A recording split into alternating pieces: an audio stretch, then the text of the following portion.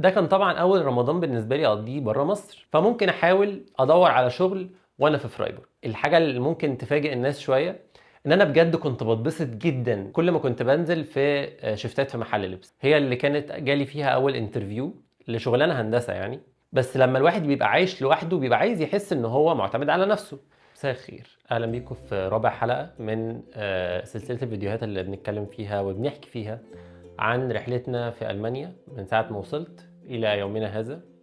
الفيديو اللي فات اتكلمنا عن الفترة الصعبة بتاعة تضييع الباسبور وفترة الامتحانات اللي جت بعديها وزيارة أهلي لما جم لي برضو في نفس الفترة.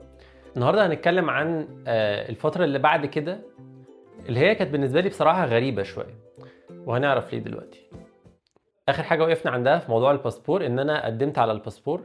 مش فاكر انا قلت التاريخ بتاعه ولا لا، فبرضه يعني مش مشكله. انا قدمت على الباسبور بتاريخ يوم 9 1 2025، وساعتها ما قالوليش هتستلمه في الميعاد الفلاني، قالوا لي ممكن اخر فبراير اول مارس، وقالوا لي ابتدي اسال عليه من اخر فبراير.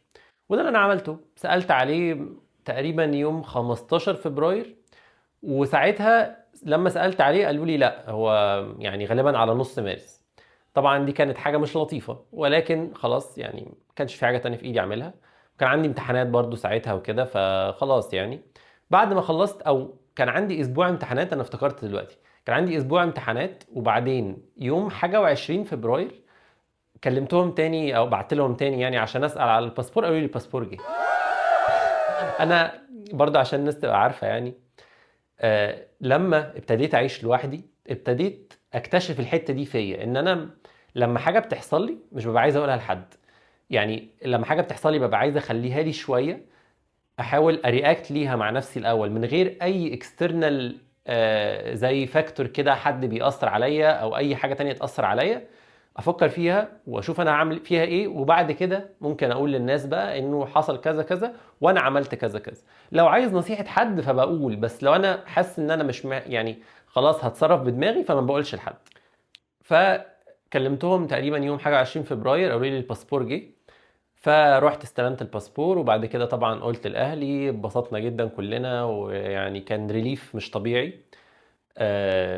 وبعد كده قدمت بقى على طول بعديها على الإقامة. أقدر أقول من ساعة النقطة دي، يعني من أول ما قدمت على الإقامة وأنا عندي تايم لاين تقريبا هقدر أرجع مصر إمتى. دي طبعا حاجة كانت مريحة جدا بالنسبة لي، من إن أنا مش عارف أنا هقدر أنزل مصر إمتى ليه. خلاص ماشي، ممكن في الرينج التاريخ الفلاني أقدر أنزل مصر. طبعا مريحة بالنسبة لي وبالنسبة لأهلي كمان. في 2025 رمضان كان بدأ يوم 1 مارس أعتقد، او اول مارس، يعني 28 فبراير او 1 مارس حاجه كده. ده كان طبعا اول رمضان بالنسبه لي اقضيه بره مصر، وفي نفس الوقت كل الشباب اللي هنا اصدقائي المصريين كانوا مخططين ان هم هينزلوا مصر at some point في رمضان. يعني في اللي ما عرفش ينزل من اول رمضان، في كذا. ما فضلش بس غير هو عمر نحاس صديقي اللي في فرايبورج. كنت برضو الفيديو مش اللي فات اللي قبله كنت حطيت كليب ليه، بس انا ما قلتش ان هو ده يعني، بس هو كان طلع معانا. ان شاء الله ان شاء الله باذن الله يعني يظهر معانا في وقت قريب. فالمهم ان نحاس كان موجود في فرايبورج، ما كانش عارف ينزل في رمضان لان هو كان عنده امتحانات طول رمضان. فانا كنت مخطط من قبل رمضان انه خلاص ما دام انا كده كده قاعد وهو قاعد هروح له. وهو كان في وقت عنده تقريبا اسبوعين فاضيين في وسط الامتحانات. ف رحت انا يعني قعدت معاه 10 ايام من الاسبوعين دول، وبعد كده بقى خلاص نسيبه يذاكر. بس بصراحة يعني انا رحت النحاس من اول 15 رمضان تقريبا. الفترة الاولانية كانت صعبة لأسباب كتير، كلنا طبعا أكيد يعني هنفكر فيها، إنه إحنا متعودين على لمة معينة كلنا في مصر في رمضان، متعودين على فايب معين. إحنا الأجانب في الكريسماس بيبقوا زينا في رمضان، الناس كلها بتبقى مبسوطة، بيبقى الفكرة في اللمة. غير بقى طبعا الطقوس الدينية، زي إن الواحد بينزل يصلي التراويح، زي إنه يعني بيبقى فيه كلنا بنبقى قريبين ربنا اكتر في رمضان، بنعمل عبادات اكتر.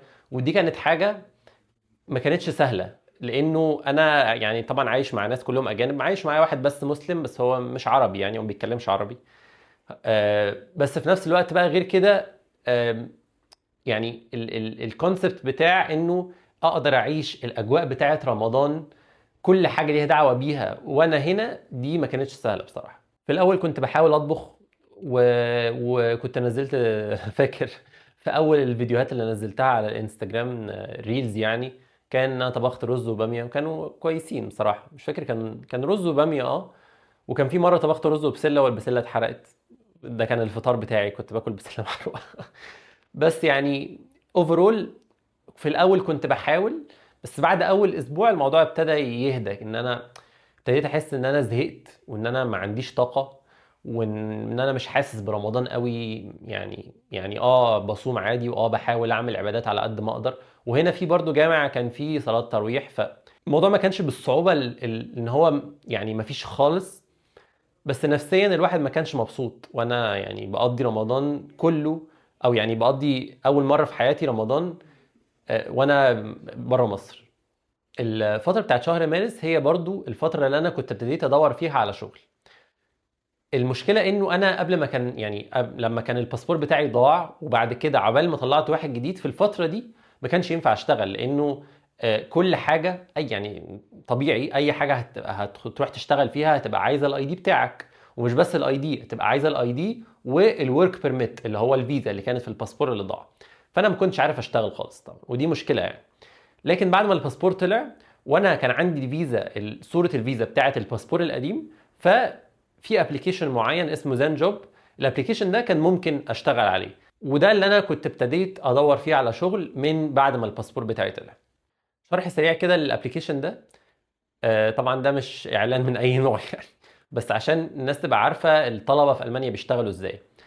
في طرق كتير، بس الابلكيشن ده ميزته الاساسيه ان هو بيبقى عباره عن شيفتات، يعني بيبقى بيزنسز كتير جدا، تمام. بتبقى عايزه حد يشتغل في اليوم الفلاني لمده عدد ساعات معينه، يعني مثلا محل اللبس الفلاني محتاج حد يشتغل لمده 8 ساعات يوم مثلا الاثنين الجاي.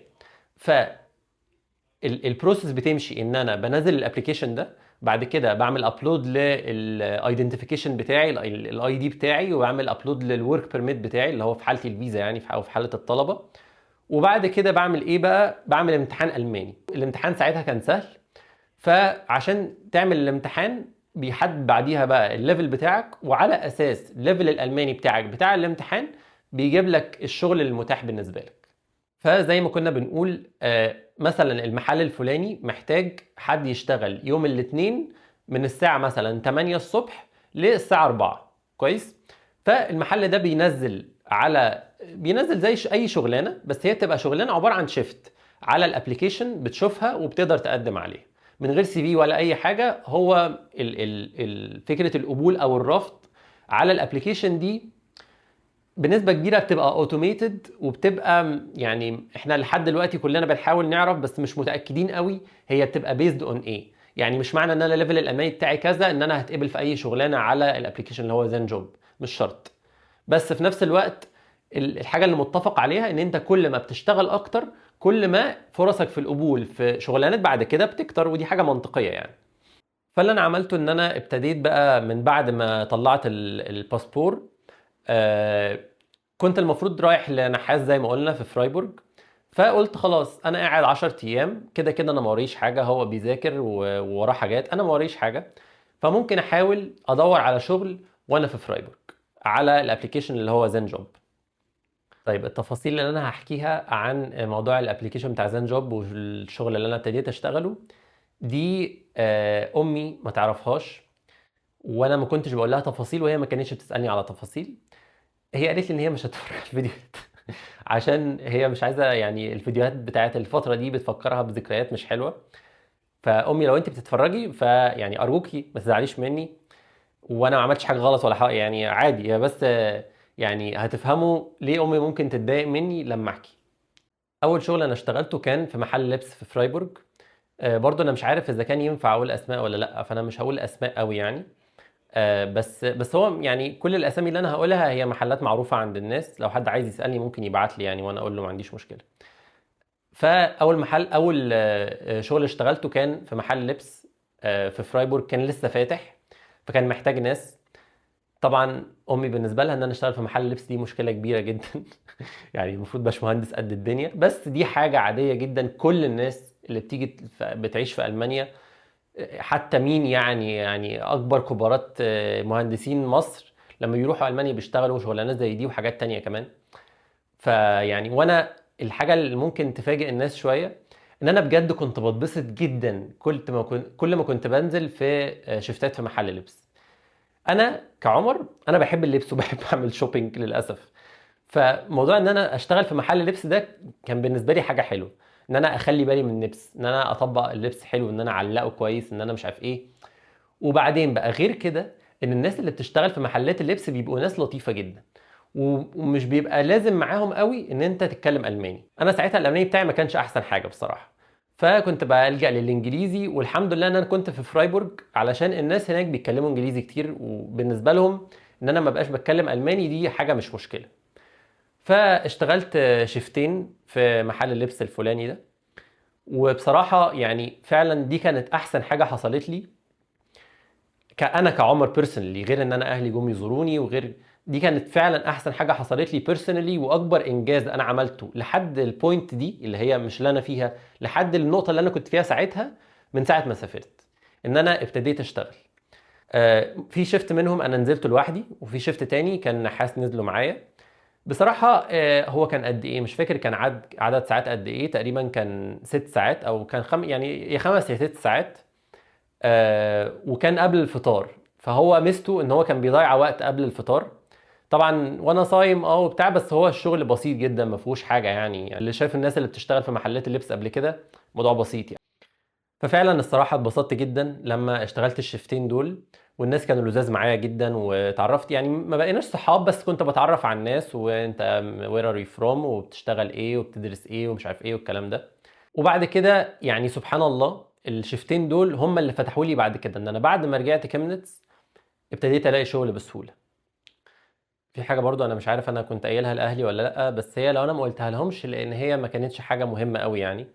بس ده الفتره بتاعت شهر مارس دي برضو هي اللي كانت جالي فيها اول انترفيو لشغلانه هندسه يعني. برضو معلومه كده للناس اللي ما تعرفش، الطلبه لما بيروحوا المانيا بيبقى ليك عدد ساعات معين شغل في الاسبوع افريج على السنه. عدد الساعات ده هو 20 ساعه، فانت لما بتيجي تشتغل لمده سنه الافريج بتاعك في الاسبوع ما ينفعش يعدي اكتر من 20 ساعه في الاسبوع. فانا الانترفيو اللي جالي ده كان شغلانه وركينج ستودنت في شركه هي ستارت اب يعني بتشتغل في مجال الاوتوميشن. وبعد كده رحت الانترفيو كان مع تقريبا كان ده الشخص هو السي او بتاع الشركه، يعني الشركه كان فيها تقريبا 4 أو 5 بني ادمين ماكسيمم يعني. بس هو كان ساعتها الانترفيو ده كان الراجل بيقول لي انه هيشغلني عدد ساعات قليله جدا في الشهر، يعني تقريبا كانوا 30 ساعه او حاجه زي كده. وكمان ان هو المرتب اللي انا هقبضه هيبقى 13 يورو في الساعه، وده قليل جدا بالنسبه للافريج بتاع الطلبه في المرتبات في المانيا. يعني المفروض ان الافريج بتاع الطلبه 15 يورو في الساعه في كل الشغلانات لاي طالب بيشتغل في المانيا، ممكن اكتر، بس 13 يورو ده قليل جدا. فانا يعني ما قلتلوش لا، بس في نفس الوقت كنت بقول له انه يعني على الاقل انا محتاج اعرف انا هشتغل ايام ايه في الاسبوع، لان انا ساعتها كمان ما كانش هيبقى عندي وقت كتير فاضي في وسط الاسبوع زي دلوقتي.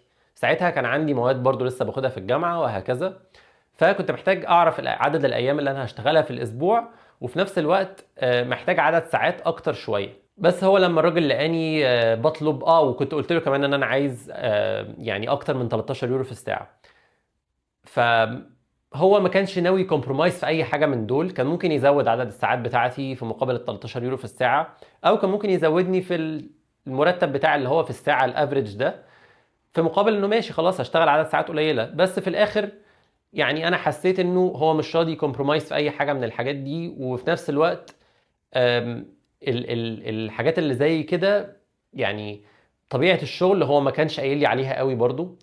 فقلت خلاص لا انا هقدم على شغل تاني، وما كنتش يعني قلت خلاص مش هستتل على الحاجات اللي هو بيقول عليها.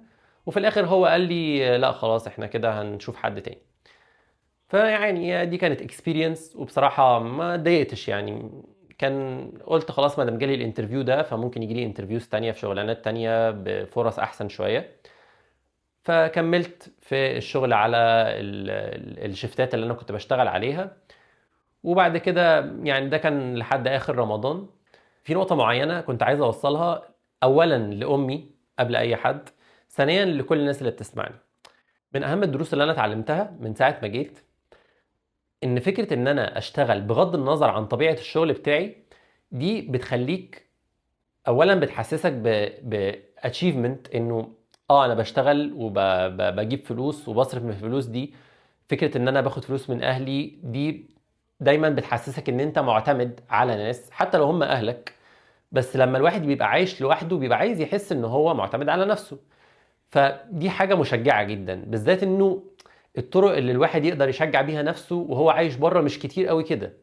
فان انا اشتغل حاجة وحاجة ما فيهاش اي مشكلة دينية ولا اخلاقية، دي في حد ذاتها بتبقى حاجة كويسة جدا لأي حد بيعمل كده.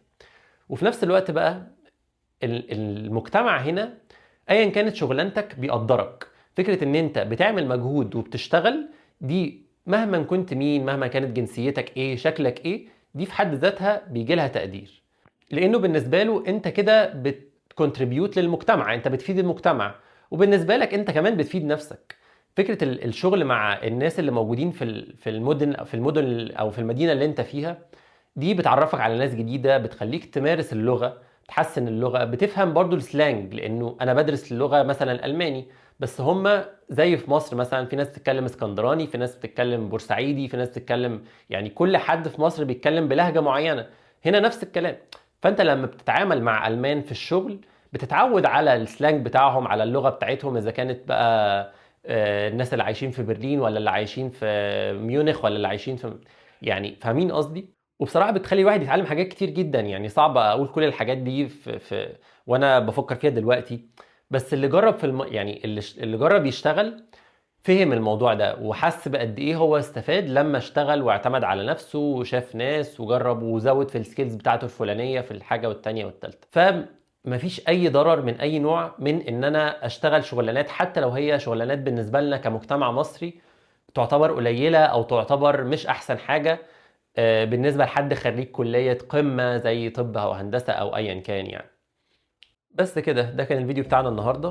ما تنسوش تعملوا لايك وسبسكرايب للشانل وتفعلوا زر الجرس عشان يجيلكم الفيديوهات الجديدة. وبصراحة أنا اتبسطت جدا إن أنا ابتديت أصور. يعني دي حاجة أنا كنت دايما متخيل إن أنا عايز أعملها، بس ما كنتش متخيل إن أنا هتبسط للدرجة دي وأنا بعملها. فبغض النظر عن عدد الفيوز وبغض النظر عن اي حاجه، احنا اتفقنا على الانستجرام انه الناس تتفرج عليا. احنا خلاص احنا عملنا كلوب للناس اللي بتتفرج عليا على اليوتيوب بالذات، لان ده يعني عدد قليل من الناس. انتوا ناس فيري فيري سبيشال لو انتوا بتتفرجوا عليا على اليوتيوب. وتابعوا اللي جاي، وان شاء الله ان شاء الله لما باذن الله نوصل لعدد كبير، انا مش ناسي الناس اللي كانوا بادئين معايا من الاول من الصفر. هتلاقوا برضو الفيديوهات القديمة بتطلع لكم هنا او هنا، يعني في حتة ما انا مش عارف فين بالظبط. فمتنسوش تتفرجوا على الفيديوهات اللي فاتت برضو عشان تعرفوا كان ايه اللي بيحصل لحد ما نوصل للنقطة اللي احنا فيها. فبالكم من نفسكم، واشوفكم المرة الجاية في فيديو جديد.